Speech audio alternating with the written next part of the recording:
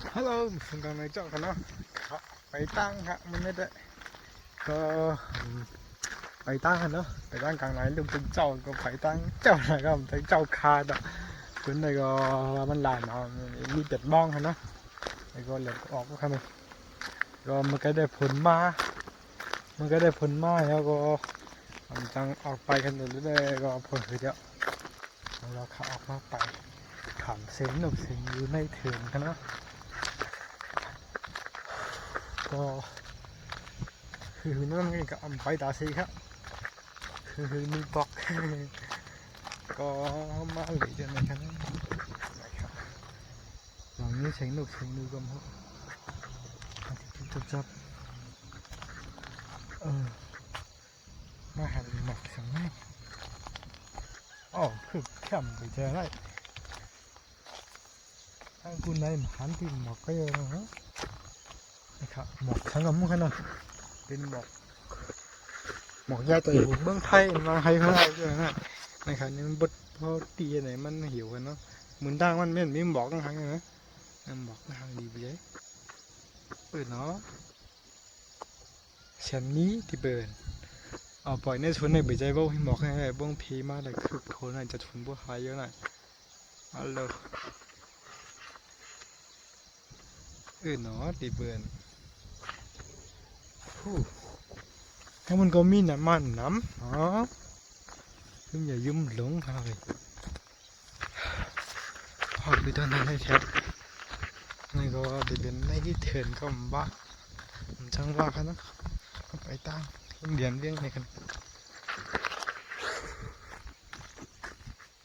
ถึงนั่นนี่ปอกออกปีนออกแข้ง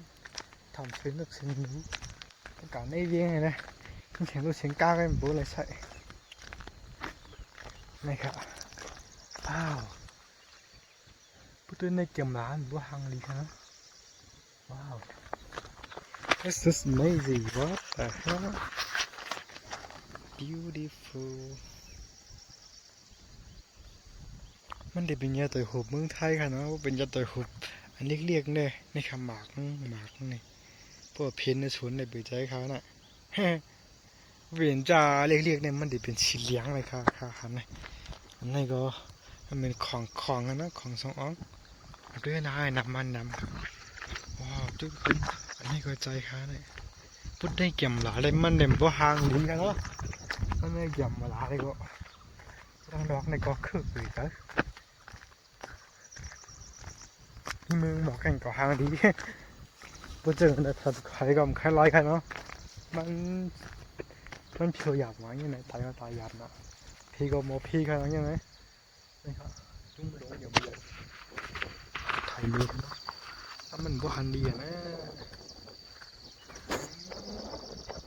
ของเช่นกันเลยบอกกันเนาะผมบ่หันดีไปยังนานเลยก่อนกำคับปุ๊บปุ๋งมีกันโปรวิดีโอเดี๋ยวชุดwow that's so beautiful man look at it oh my god ในเกมราคาบัวหางลีน่ะสินุก็ปั้นเสียงก็ไปในเรื่องอะไรเงี้ยเสียงกล้ากันบัวใส่นะครับสะท้อนโอ้นี่หันดีนะพอจำว้าว look at it คึกโทน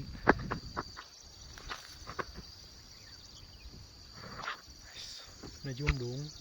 พวกเฉลยพีกันเนาะ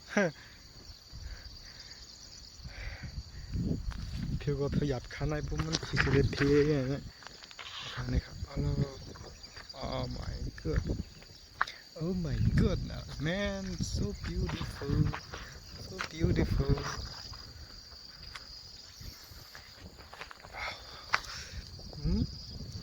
ยุ่มหลงข้างในนี่มาหันดีเราต้องลงนะต้องจำลามโบแคมเสียงเสียงหนึ่งก็มันเสียงหนึ่งก็ปั้นเฮ้ยตอนนี้กัน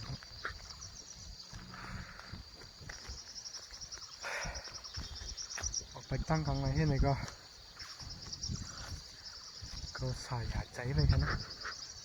Look at it here so beautiful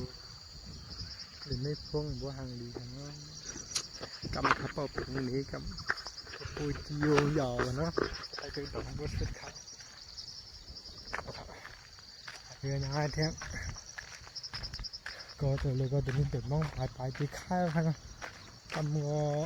อเล่นมือกินข้าวมันก็พ้นมากจังไปอันไปเดินเจ้าเลยแบบนั่นว่าเป็นอื่นเช่นนี้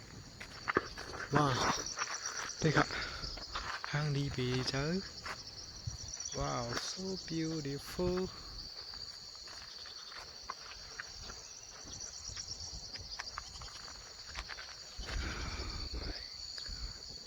เสียงตัวชัดเสียงรู้เสียงรู้นะครับแล้วก็ได้เบิ้ลกันเนาะก็ได้ป๊อบปุ๋งกำกันเนาะกำใครป๊อบปุ๋งยาวคดีใส่ไว้ตั้งหลังวิดีโอนะครับไปเจอกันบ๊ายบาย